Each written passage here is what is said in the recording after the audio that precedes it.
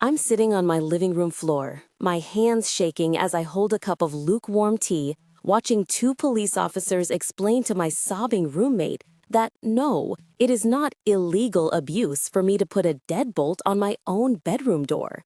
She's screaming, she's throwing things, she's telling them I'm holding her hostage because she can't get to her stuff that happens to be locked inside my room because she stole it.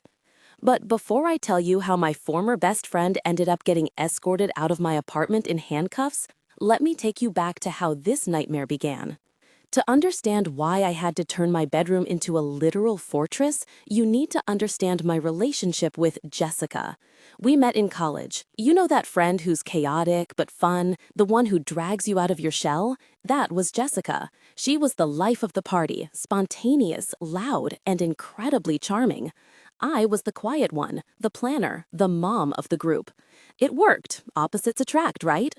3 years later, I had a stable job as a graphic designer and a nice two-bedroom apartment.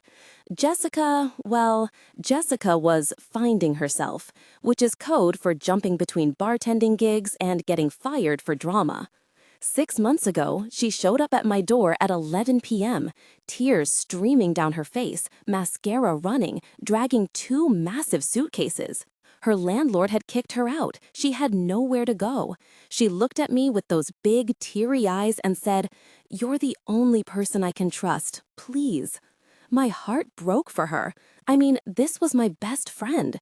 Without a second thought, I said yes. I told her she could take the spare room. Just pay a third of the rent when you get back on your feet, I said. No rush. That was the moment I signed my own death warrant. The first month was actually okay. It felt like a sleepover. We watched movies, ordered takeout, and laughed about old times. But then, the little things started happening. It started with food. I'd buy a specific almond milk for my coffee. 2 days later, the carton would be empty in the trash. When I asked her, she'd laugh it off. "Oh my God, I thought we were sharing groceries. I'll buy the next one." She never bought the next one. Then it was the bathroom products. I have sensitive skin, so I buy this expensive face wash. It's like $40 a bottle. I noticed the level dropping way faster than usual. One morning, I walked into the bathroom and saw her using it to shave her legs. Her legs! I tried to keep my cool. "Jess, hey, that stuff is really expensive. Can you please not use it for shaving?" She rolled her eyes, let out a dramatic sigh, and said, "Wow, okay, almost cut myself because you startled me. You don't have to be so stingy. It's just soap." Stingy. That was the first time she used that word. It wouldn't be the last. By the third month, the boundaries weren't just blurred, they were erased. I'd come home from work to find her lounging on the couch wearing my sweatpants. Not similar sweatpants, my sweatpants. "I spilled coffee on mine," she said, not even looking up from her phone. It's hard to explain the feeling of violation that starts to creep in when someone feels entitled to your existence. It wasn't about the sweatpants. It was about the lack of asking. It was the assumption that what was mine was ours, but what was hers was hers. The tension in the apartment was becoming a physical weight. I started dreading coming home. I'd sit in my car in the parking lot for 20 minutes just to prepare myself mentally. Then came the incident with the laptop. I work from home 2 days a week. My laptop is my livelihood. I have a strict rule: nobody touches the work computer. One Tuesday, I came home early because of a migraine. I walked in, and there was Jessica sitting at the kitchen table, eating spaghetti over my open MacBook. Red sauce everywhere. There were splatters on the trackpad, a smudge on the screen. She was scrolling through Facebook, eating pasta over a $3,000 machine that doesn't belong to her. I lost it. "What are you doing? I told you never to touch this." She jumped, dropping the fork. A glob of sauce hit the H key.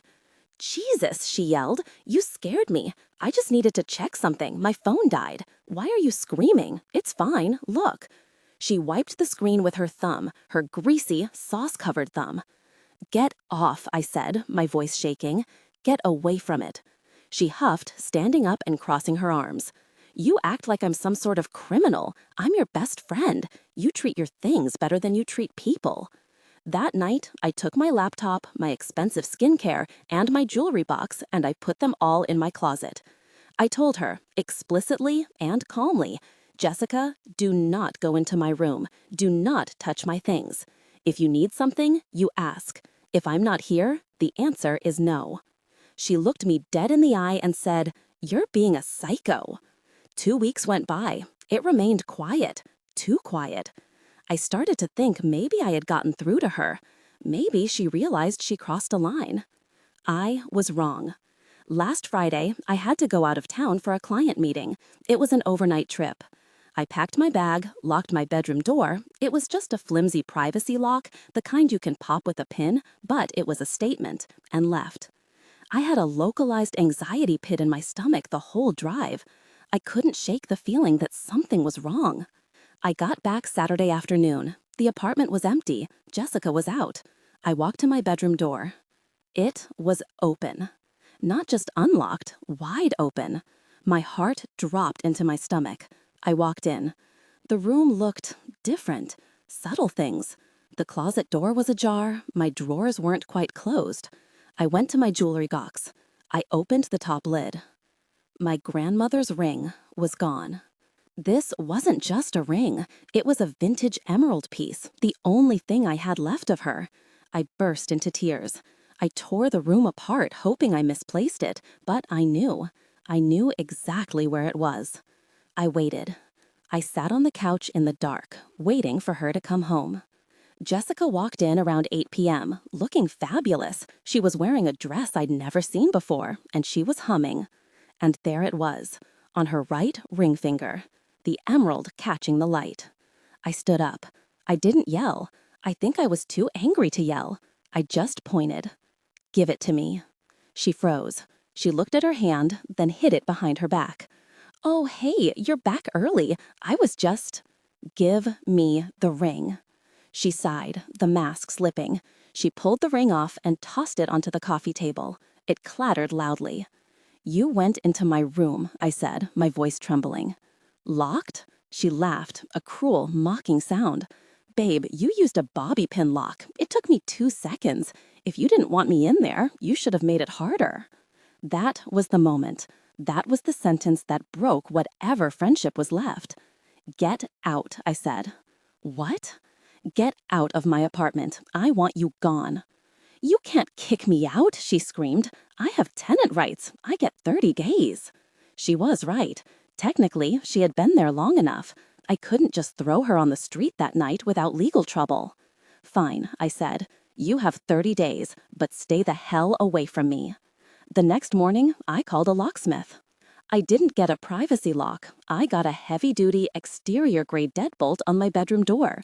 The locksmith looked at me with pity when I explained why, but he did a solid job. It was a metal door withstand. You'd need a battering ram to get through it. I moved everything I cared about into that room. My electronics, my clothes, my toiletries, even my dry food pantry items. If it was mine, it went behind a deadbolt. When Jessica came home and saw the new lock, she went pale. "What is this?" she asked, pointing at the shiny new hardware.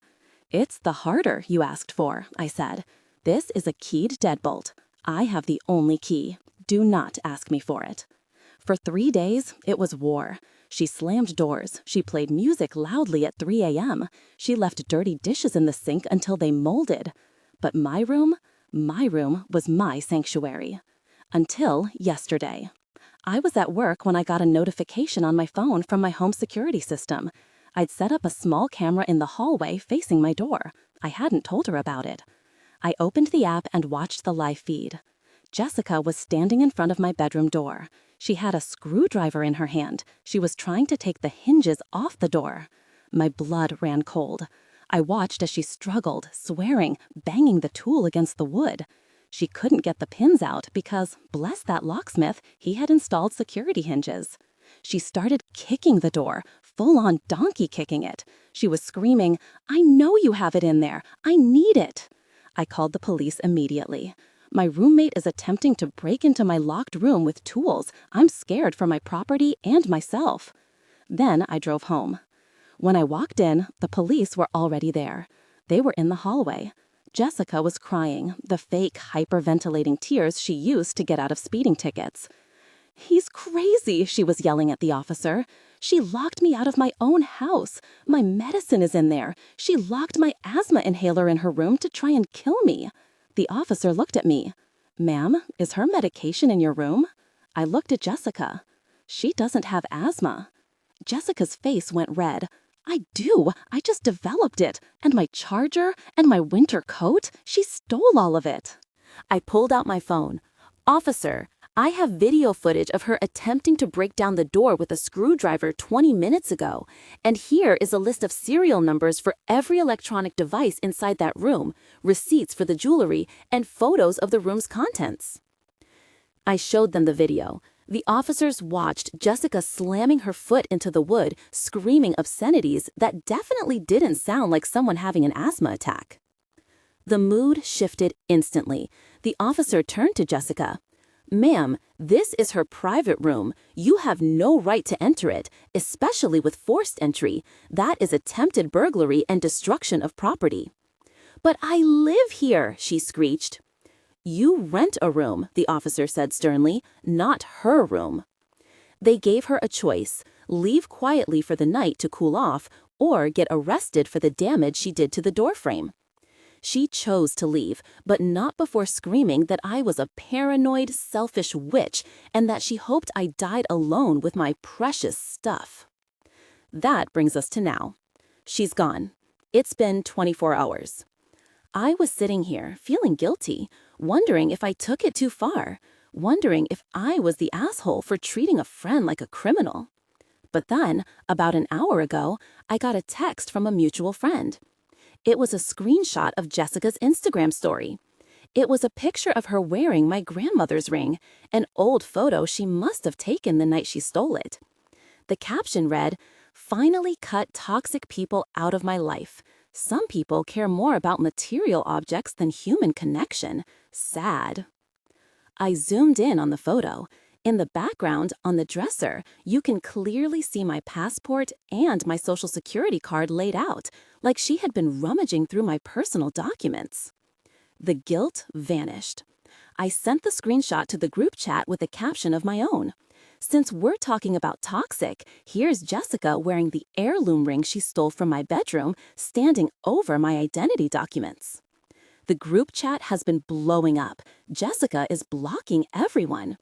I'm currently drafting the official eviction notice with a lawyer. The deadbolt stays. And you know what? The silence in this apartment has never sounded so sweet. So, to anyone out there wondering if they should set boundaries, lock the door, buy the camera, and if they tell you that you're making it too hard for them to love you, believe them and change the locks. Let me know in the comments, have you ever lived with someone who refused to understand the word no? How did you handle it? And don't forget to like and subscribe for more stories about nightmare roommates. I have a feeling this won't be the last time I hear from Jessica.